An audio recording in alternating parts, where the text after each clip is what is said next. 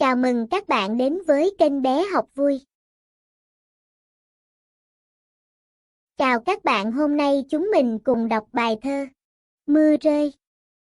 Mưa rơi nhẹ trên lá xanh, tí tách vui rơi trên cành. Bé cầm ô chạy tung tăng, mưa mát quá, thật dễ thương.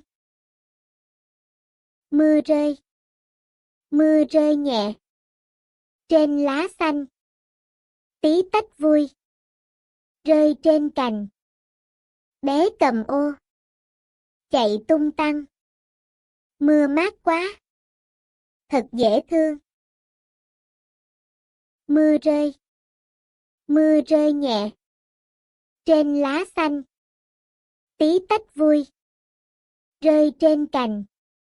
Bé cầm ô chạy tung tăng, mưa mát quá, thật dễ thương.